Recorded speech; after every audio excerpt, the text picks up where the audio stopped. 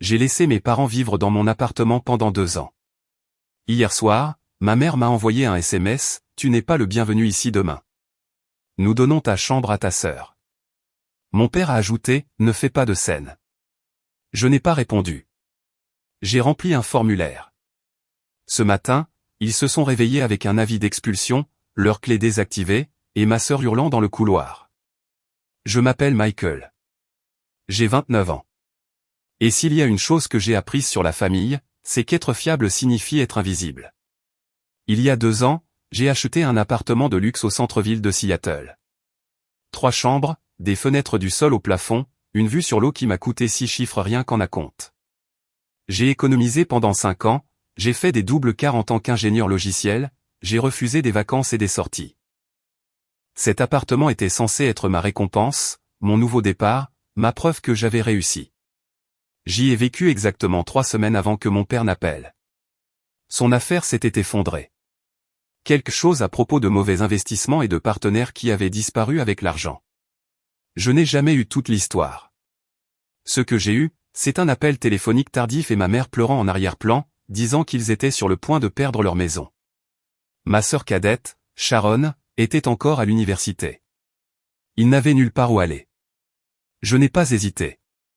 Je leur ai dit qu'ils pouvaient rester dans mon appartement le temps de se remettre sur pied temporairement, juste jusqu'à ce que mon père retrouve du travail. Ma mère a promis que ce ne serait que quelques mois, 6 au maximum. C'était il y a 2 ans. J'ai déménagé dans un studio de l'autre côté de la ville, 37 mètres carrés, une fenêtre qui donnait sur un mur de briques. La douche fuyait et les voisins du dessus se disputaient toutes les nuits. Mais je me disais que c'était bien. C'était temporaire. La famille passait avant tout. J'ai payé le prêt immobilier de l'appartement. J'ai payé les services publics, Internet, les frais d'immeuble. J'ai payé l'épicerie la moitié du temps parce que le nouveau travail de mon père payait moins que ce qu'il espérait, et le travail à temps partiel de ma mère couvrait à peine l'essence. J'ai viré de l'argent lorsque Sharon avait besoin de manuel. J'ai couvert l'assurance de la voiture qu'il conduisait, celle immatriculée à mon nom. Chaque mois, mon compte bancaire saignait. Chaque mois, je me disais que c'était temporaire. Je visitais l'appartement une fois toutes les quelques semaines. C'était étrange d'entrer dans un espace que je possédais mais où je ne vivais plus. Mes parents avaient réarrangé les meubles. Ma chambre à coucher était devenue une chambre d'amis. Les affaires de Sharon étaient éparpillées dans le salon. Ils étaient à l'aise, installés. J'ai commencé à me sentir comme un intrus dans ma propre maison. Mais je n'ai rien dit. Je ne me suis pas plaint quand mon père a utilisé mon bureau comme entrepôt ou quand ma mère a redécoré la cuisine sans demander. Je n'ai pas protesté lorsque Sharon a demandé si elle pouvait y organiser une fête et que j'ai dû dire oui parce que techniquement je n'y vivais plus. Je me disais que j'étais un bon fils, un bon frère. C'était ce que faisait la famille. Ils se sacrifiaient. Ils donnaient. Ils ne tenaient pas les comptes. Le mois dernier, j'ai eu une promotion, plus d'argent, de meilleures heures, le genre de stabilité que je recherchais depuis l'université. J'ai finalement eu l'impression de pouvoir respirer. Et pour la première fois en 2 ans, je me suis permis de penser à réemménager dans mon appartement. J'ai appelé mes parents et je leur ai dit que je reviendrais dans un mois. J'ai été poli. Je les ai prévenus. J'ai même proposé de les aider à trouver un endroit et de couvrir le premier mois de loyer. La réponse de ma mère fut le silence. Puis elle a dit qu'elle en parlerait à mon père et a raccroché. J'ai pensé que ça allait. Je pensais qu'ils avaient compris. J'avais tort. Le SMS est arrivé un jeudi après-midi. J'étais en réunion, à moitié à l'écoute d'une présentation sur l'architecture des serveurs, lorsque mon téléphone a vibré. C'était de ma mère. Michael, nous devons parler de demain. Tu n'es pas le bienvenu ici. Nous donnons ta chambre à Sharon. Elle a plus besoin de l'espace que toi. Ne viens pas, j'ai fixé l'écran. Je l'ai relu. Puis encore une fois. Pas le bienvenu. Dans mon propre appartement. Avant que je ne puisse répondre, un autre SMS est arrivé. Celui-ci de mon père. Ta mère a raison. Sharon traverse une période difficile avec l'école en ce moment. Elle a besoin de stabilité. Tu te débrouilles bien tout seul. Ne fais pas de scène à ce sujet. Mes mains sont devenues froides. La réunion a continué autour de moi, les voix se mélangeant en bruit statique. Je me suis excusé et je suis sorti dans le couloir, mon téléphone brillant toujours dans ma main. J'ai appelé ma mère. Elle n'a pas répondu. J'ai appelé mon père. Pareil. J'ai répondu par SMS, c'est mon appartement. Je le possède. Je vous ai donné 2 ans et 1 mois de préavis. 3 points sont apparus, ont disparu, sont réapparus. Puis ma mère a répondu, nous vivons ici depuis 2 ans. C'est notre maison maintenant. Tu ne peux pas simplement nous expulser. La famille ne fait pas ça à la famille. Je suis resté là, dans le couloir vide, fixant le message. La logique était si à l'envers que ça me faisait mal à la poitrine. Il me disait que je ne pouvais pas emménager dans ma propre propriété. La propriété que j'ai payée. La propriété pour laquelle j'ai sacrifié 2 ans de ma vie pour les laisser l'utiliser gratuitement.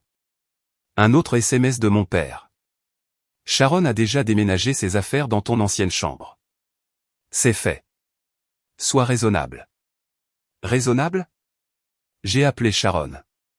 Elle a répondu à la 3e sonnerie. Sa voix était joyeuse et désinvolte, comme si de rien n'était. Salut, quoi de neuf? As-tu emménagé dans mon appartement? Ai-je demandé. Ma voix était stable, mais mon pouls ne l'était pas. Oh, oui, a-t-elle dit, comme si c'était la chose la plus normale du monde. Maman a dit que tu ne revenais pas, alors j'ai pris la plus grande chambre. Elle est bien meilleure que celle que j'avais.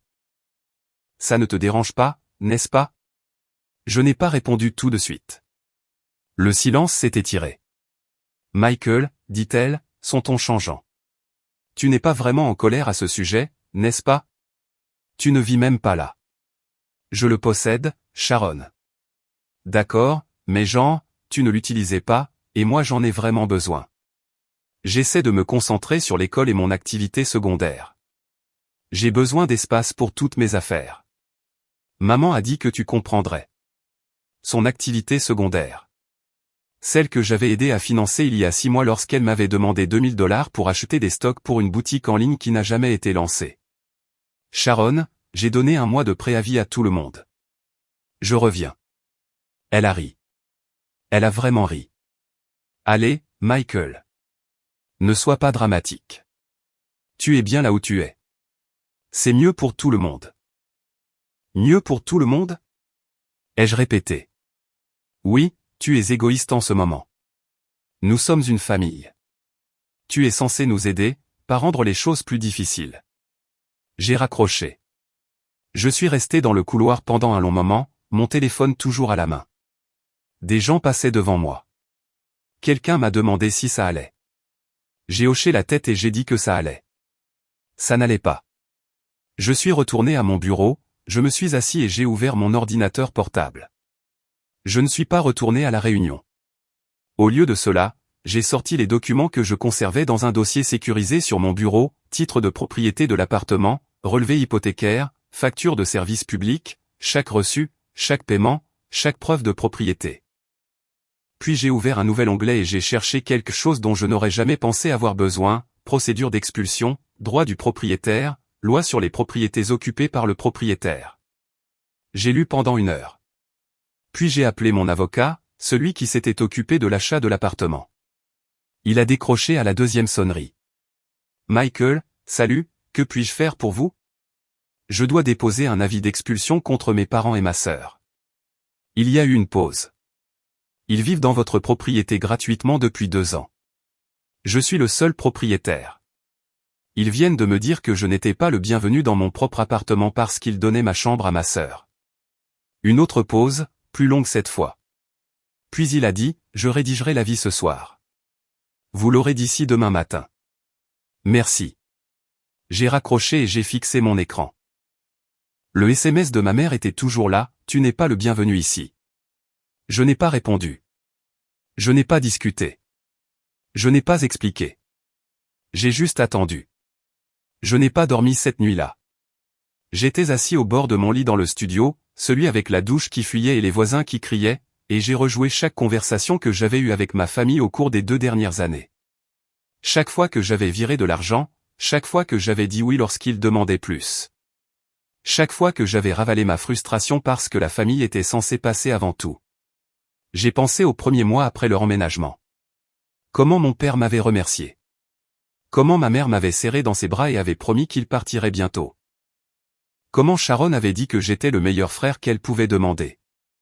J'ai pensé au 6e mois, lorsque les promesses ont cessé, lorsque mes visites ont commencé à ressembler à des interruptions, lorsqu'ils ont cessé de demander si c'était d'accord de changer des choses et l'ont simplement fait. J'ai pensé à la première année, lorsque j'ai réalisé que je payais pour une vie dont je ne faisais pas partie. Ils organisaient des dîners auxquels je n'étais pas invité. Ils recevaient les amis de Sharon. Ils célébraient les fêtes dans l'appartement pendant que j'étais assis seul dans ce studio exigu en me disant que c'était temporaire. J'ai pensé à ce soir. Les SMS. Le rire dans la voix de Sharon quand elle a dit que j'étais dramatique. La façon dont mon père m'a dit de ne pas faire de scène comme si j'étais le problème. Comme si vouloir vivre dans ma propre maison était déraisonnable. Je me suis levé et j'ai marché jusqu'à la fenêtre.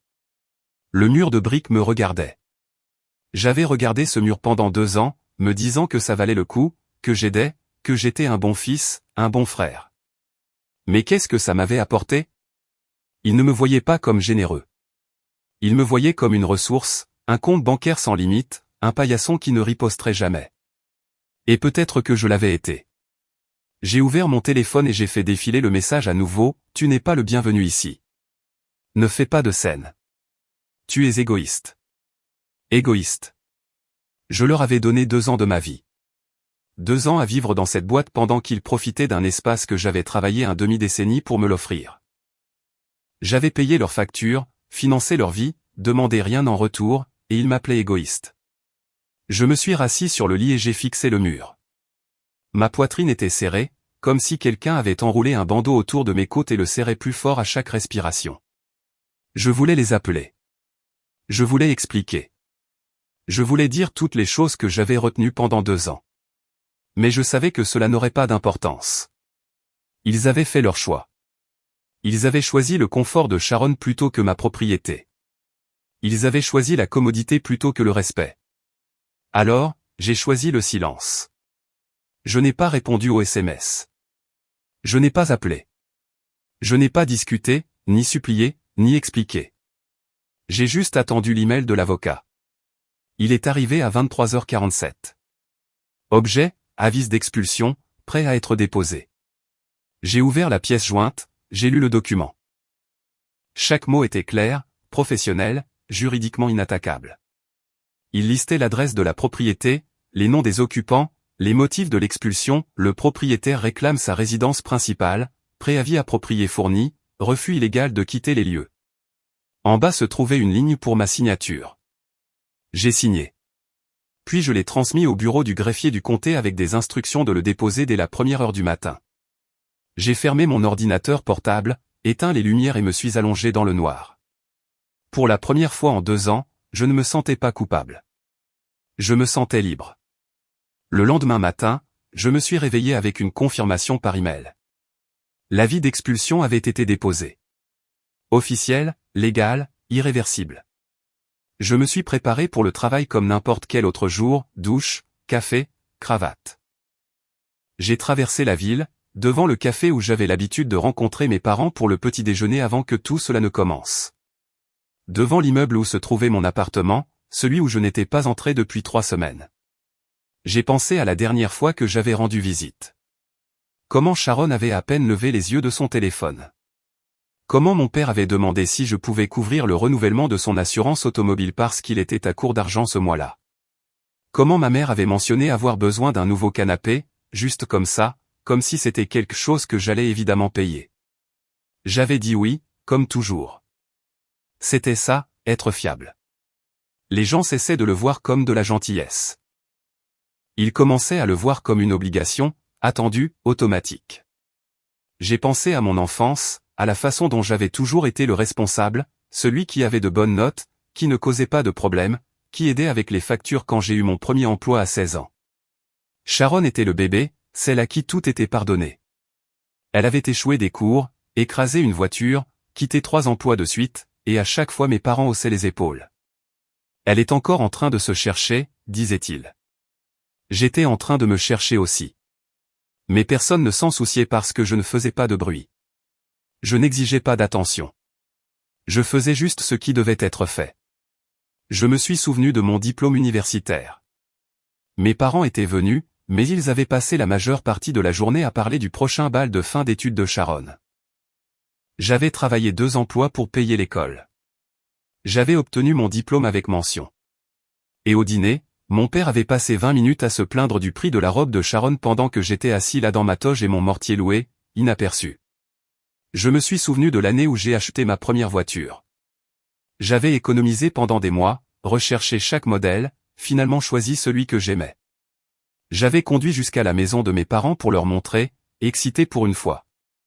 Ma mère avait dit que c'était joli, mais trop tapa accent grave l'œil. Mon père avait demandé si je pouvais leur donner ma vieille voiture au lieu de la vendre parce que Sharon avait besoin de quelque chose de fiable. Je leur avais donné la voiture.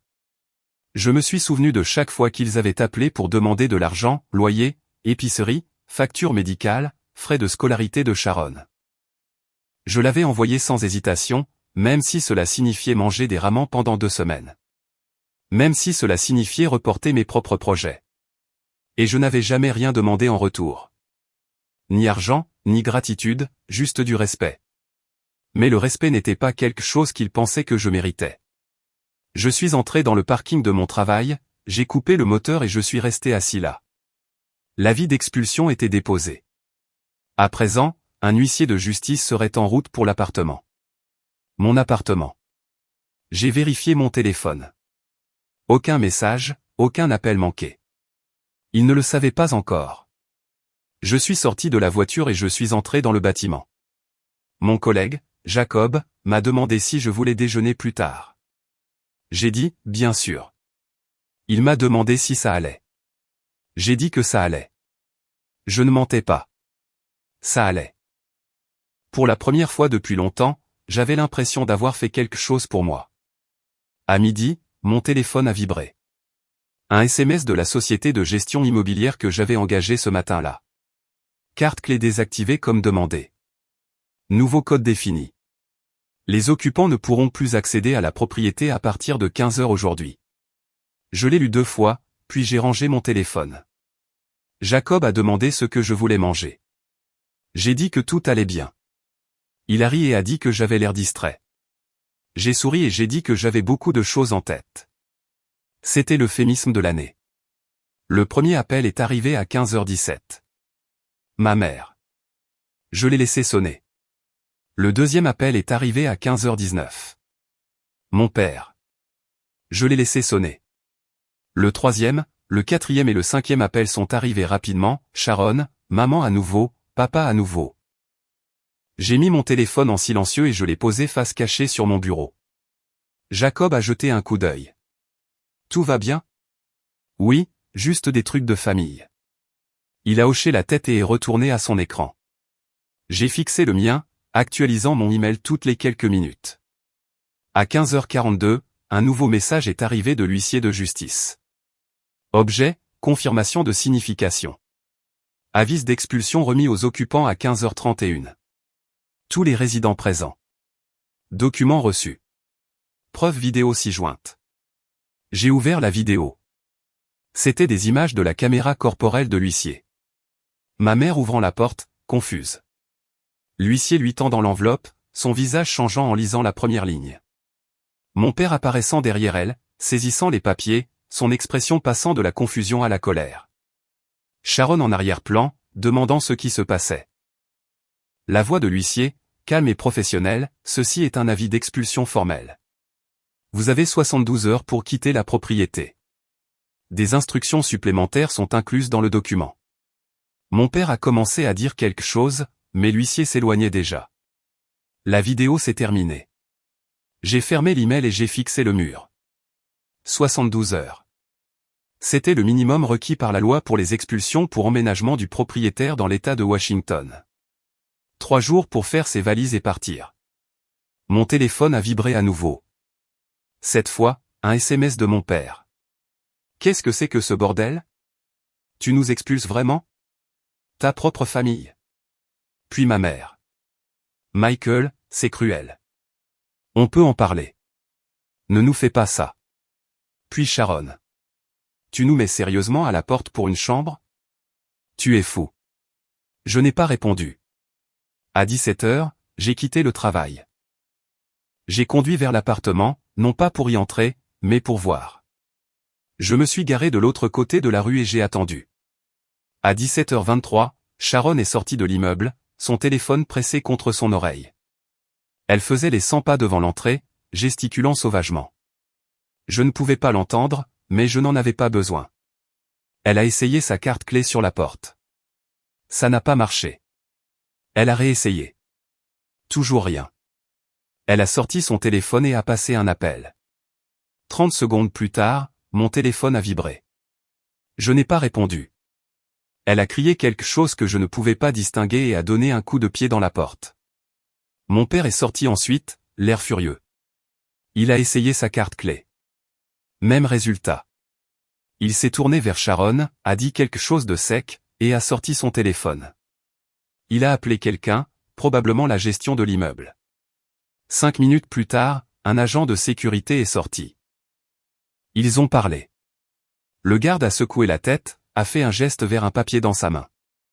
Mon père l'a arraché, l'a lu, et son visage est devenu pâle. Le garde est parti. Mon père est resté là, fixant le papier. Sharon était toujours au téléphone, criant après quelqu'un. Ma mère est sortie en dernier, portant un sac d'épicerie. Elle a essayé sa carte. Rien. Elle s'est tournée vers mon père, a dit quelque chose. Il lui a tendu le papier. Elle l'a lu, et j'ai vu ses épaules s'affaisser. Elle a sorti son téléphone et m'a appelé. Je l'ai regardé sonner, je l'ai regardé debout là, attendant que je décroche. Après 10 sonneries, elle a baissé le téléphone et a dit quelque chose à mon père. Il a secoué la tête et est retourné vers l'entrée. Le garde l'a arrêté. Ils se sont disputés. Le garde n'a pas bougé. J'ai démarré ma voiture et je suis parti. À 19h, j'ai reçu un email de la sécurité de l'immeuble. Ils avaient tenté de servir de médiateur. Mes parents avaient exigé d'être autorisés à entrer. La sécurité avait expliqué que le propriétaire, moi, avait changé les codes d'accès et qu'il n'était plus autorisé. Mes parents avaient menacé d'appeler la police. La sécurité avait dit qu'ils étaient les bienvenus, mais que cela ne changerait rien. L'email se terminait par « Situation résolue ». Les occupants ont quitté les lieux. Je l'ai lu 2 fois. Puis j'ai éteint mon téléphone et je suis allé me coucher. Je me suis réveillé avec 43 appels manqués, 17 messages vocaux, 62 SMS. J'ai fait du café et je les ai lus un par un. Ma mère, Michael, s'il te plaît. Nous n'avons nulle part où aller. Tu ne peux pas nous faire ça. Mon père, c'est illégal. J'appelle un avocat. Sharon, tu es littéralement en train de ruiner ma vie là. J'espère que tu es content. Plus de ma mère, nous t'avons élevé. Nous t'avons tout donné. Comment peux-tu nous faire ça? Mon père encore, j'ai parlé à un avocat. Tu ne peux pas simplement expulser ta famille sans motif. Ça ne tiendra pas, j'ai posé mon téléphone et j'ai ouvert mon ordinateur portable. Je m'étais préparé à cela, pas consciemment peut-être, mais j'avais conservé des dossiers. Chaque paiement, chaque virement, chaque reçu 2 ans de preuves. J'ai ouvert une feuille de calcul que j'avais créée 6 mois auparavant lorsque j'avais commencé à me sentir mal à l'aise avec cet arrangement. Elle listait chaque dépense que j'avais couverte, dépenses coût mensuel total 24 mois prêt immobilier $3,2 cents $76,800 services publics $320 $7,680 internet et câble $150 $3,600 frais à choix, association des propriétaires, $450 10,8 cents assurance propriété $180 4,320 épicerie, environ, $400 9,6 cents assurance automobile $220 5,280 divers, manuel, médical, etc., $8,000 total, $126,080 126 080 en 2 ans pour une famille qui venait de me dire que je n'étais pas le bienvenu dans ma propre maison. J'ai exporté la feuille de calcul au format PDF. Puis j'ai joint chaque relevé bancaire, chaque email de confirmation, chaque reçu que j'ai pu trouver. J'ai compilé le tout en un seul document, 47 pages. Je l'ai intitulé Soutien financier fourni aux parents et à la sœur 2022 à 2024. Puis je l'ai enregistré et j'ai fermé mon ordinateur portable. À 10h, mon père a rappelé. Cette fois, j'ai répondu. Michael. Sa voix était tendue, en colère. Je n'ai rien dit. Cette expulsion est illégale, a-t-il dit. J'ai parlé à un avocat. Tu ne peux pas simplement nous mettre à la porte sans motif. J'ai un motif, ai-je dit calmement. Je suis le propriétaire. Je réclame ma résidence principale. Vous viviez là en tant qu'invité. Je vous ai donné un mois de préavis. Vous avez refusé de partir. C'est un motif d'expulsion. Nous sommes ta famille, et je t'ai donné 2 ans de loyer gratuit. Silence. Tu ne comprends pas, a-t-il dit, son ton changeant. Nous n'avons nulle part où aller. Ta mère panique. Sharon est bouleversée. Tu nous mets à la rue. Vous aviez un mois pour vous organiser. Je vous ai dit que je revenais. Nous pensions que tu plaisantais. J'ai failli rire. Pourquoi est-ce que je plaisanterais sur le fait d'emménager dans mon propre appartement? Parce que tu vas bien là où tu es. Tu n'en as pas besoin. Je le possède, papa. La propriété n'est pas tout. La famille l'est. J'ai fermé les yeux. Si la famille comptait, vous ne m'auriez pas dit que je n'étais pas le bienvenu. Vous n'auriez pas donné ma chambre à Sharon sans demander. Vous ne m'auriez pas traité comme un guichet automatique pendant 2 ans. Nous ne t'avons pas traité comme ça. Si. Chaque mois, j'ai payé vos factures. Chaque fois que vous aviez besoin d'argent, je l'ai envoyé. Et pas une seule fois vous n'avez dit merci. Pas une seule fois vous n'avez demandé comment j'allais. Sa voix s'est durcie. Nous sommes reconnaissants, mais tu vas trop loin. Je vais exactement aussi loin que nécessaire. Je ne change pas d'avis. J'ai raccroché. À 14 heures, je suis allé dans un café près de mon bureau. J'ai commandé un espresso et je me suis assis près de la fenêtre. Mon téléphone a vibré toutes les quelques minutes, mais je l'ai ignoré. À 15 heures, j'ai reçu un SMS de Sharon. Je veux juste que tu saches que tu as officiellement ruiné ma vie. J'avais tout organisé. Mon entreprise décollait enfin, et maintenant je dois retourner vivre chez une amie et tout recommencer. Merci pour rien. J'ai fixé le message. Son entreprise. Celle qu'elle m'avait demandé de financer. Celle qui n'a jamais été lancée. Celle où $2000 ont disparu dans la nature. J'ai tapé une réponse, puis je l'ai effacée. J'en ai tapé une autre. Effacée aussi. Finalement, j'ai écrit, tu as 22 ans. Il est temps de te débrouiller seul. J'ai appuyé sur envoyer et j'ai rangé mon téléphone. À 17 heures, j'ai reçu un email de mon avocat. Objet, mise à jour. Vos parents ont tenté de me contacter cet après-midi, alléguant une expulsion illégale. J'ai examiné le dossier. Tout est légal et correctement documenté. Ils n'ont aucun motif d'appel. L'expulsion est maintenue. J'ai répondu par 2 mots. Merci. Puis j'ai fini mon café et je suis retourné au travail. Le vendredi soir, le préavis de 72 heures était presque écoulé. Je suis passé devant l'immeuble vers 18 heures juste pour voir. Il y avait un camion de déménagement garé devant. 2 hommes chargeaient des meubles. Mon père les dirigeait, le visage tendu par la frustration. Ma mère était assise sur le trottoir avec une boîte sur les genoux, regardant dans le vide. Sharon était au téléphone, faisant les 100 pas, sa voix assez forte pour que je puisse l'entendre de l'autre côté de la rue. Je me suis garé et j'ai regardé. Les déménageurs ont sorti le canapé, celui que ma mère avait acheté 6 mois auparavant, celui que j'avais payé quand elle avait dit que l'ancien tombait en morceaux. Puis la table à manger, puis des cartons et des cartons de choses que je ne reconnaissais pas. Sharon m'a vu la première. Elle s'est figée, puis a traversé la rue vers ma voiture.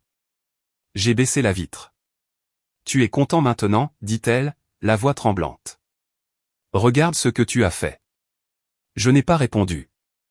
Nous sommes sans abri à cause de toi. Maman pleure toutes les nuits. Papa est stressé à en mourir. Et pourquoi? Parce que tu voulais récupérer ton appartement. Tu ne pouvais pas simplement nous laisser rester un peu plus longtemps?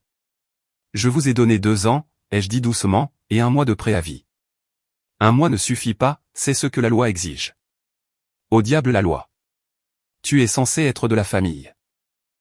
La famille ne te dit pas que tu n'es pas le bienvenu dans ta propre maison.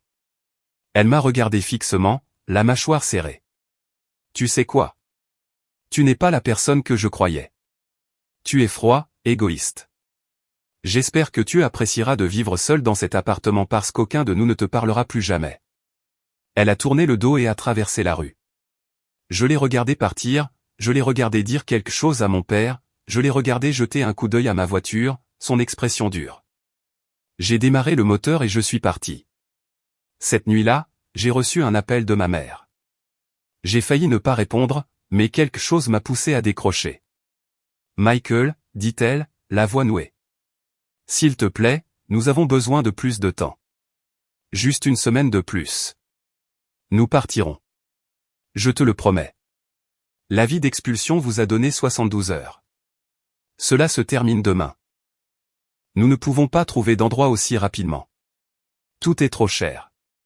Le crédit de ton père n'est pas assez bon pour la plupart des propriétaires. Nous essayons, mais nous avons besoin d'aide. Vous aviez 2 ans pour vous préparer à ça. Nous ne pensions pas que tu nous mettrais vraiment à la porte.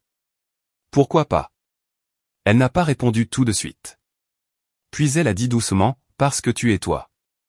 Tu as toujours été celui qui aide, qui se sacrifie. Nous pensions que tu comprendrais. J'ai compris pendant 2 ans, mais vous avez franchi une limite en donnant votre chambre à Sharon, en me disant que je n'étais pas le bienvenu. En me traitant comme si je n'avais pas d'importance. Nous ne le pensions pas comme ça. Comment le pensiez-vous? Silence. Vous m'avez utilisé, ai-je dit. Pendant 2 ans, vous m'avez utilisé. Mon argent, mon appartement, ma générosité.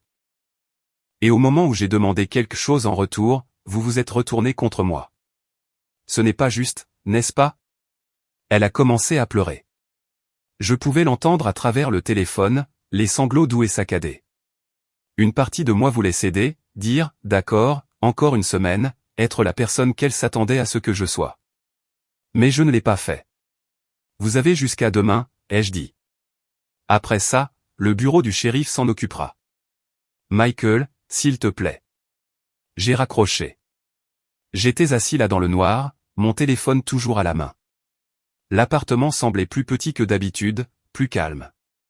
J'ai pensé à demain, à entrer dans mon appartement pour la première fois depuis des semaines, le voir vide, récupérer l'espace pour lequel j'avais travaillé si dur. J'ai pensé à ma famille, dispersée maintenant, dormant dans une chambre d'amis chez un ami ou un motel bon marché. J'ai pensé à la colère de Sharon, à l'amertume de mon père, aux larmes de ma mère, et j'ai pensé au SMS, tu n'es pas le bienvenu ici. Je ne me sentais pas coupable. Je me sentais libre. À 23 heures, j'ai reçu un dernier message de mon père. Nous sommes partis. L'appartement est vide. J'espère que tu es fier de toi. Je l'ai lu 2 fois. Puis j'ai tapé une réponse. Je le suis. J'ai appuyé sur envoyer et j'ai éteint mon téléphone. Le lendemain matin, j'ai conduit jusqu'à l'appartement. Je suis resté devant l'immeuble pendant 1 minute, regardant les fenêtres. Puis je suis entré. Le hall était silencieux. La montée en ascenseur a semblé plus longue que d'habitude. Lorsque j'ai atteint mon étage, j'ai hésité. Puis j'ai déverrouillé la porte et je suis entré. C'était vide, complètement vide. Ils avaient tout pris, le canapé, la table, les tapis, même les tabourets de bar de la cuisine. Les murs étaient nus. Les sols étaient éraflés. J'ai traversé chaque pièce. Mon ancienne chambre était dépouillée. La chambre de Sharon était un désordre, des ordures et des cartons laissés derrière. La salle de bain sentait toujours le parfum de ma mère. Je me suis tenu dans le salon, regardant la vue qui m'avait manqué pendant 2 ans. L'eau scintillait sous la lumière du matin, la ville s'étendant en contrebas.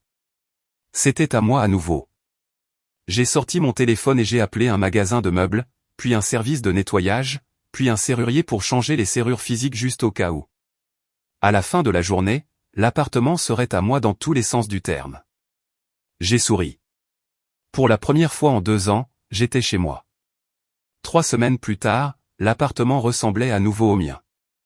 J'avais acheté de nouveaux meubles, un canapé que j'avais choisi moi-même, une table à manger qui s'adaptait à l'espace. De l'art sur les murs qui reflétait mon goût, pas le leur. J'avais repeint la chambre. J'avais remplacé les tabourets de bar de la cuisine. J'en avais refait un foyer, mon foyer. Je n'avais pas eu de nouvelles de ma famille depuis le jour où ils avaient déménagé. Pas d'appel, pas de SMS, silence radio. J'avais appris par un ami commun qu'ils avaient trouvé une petite location à 1 heure de la ville. Sharon vivait chez une amie de l'université. Mes parents s'adaptaient. Je ne les ai pas contactés. Eux non plus. Une partie de moi se demandait si je devais me sentir mal, si je devais m'excuser ou essayer d'arranger les choses.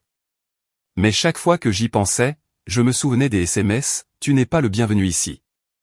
Ne fais pas de scène. » Je me souvenais de 2 ans de sacrifice, d'invisibilité, d'avoir été traité comme une ressource au lieu d'une personne. Et je savais que j'avais fait le bon choix. Un soir, je me tenais sur le balcon, regardant l'eau. Le soleil se couchait, peignant le ciel de nuances d'orange et de rose.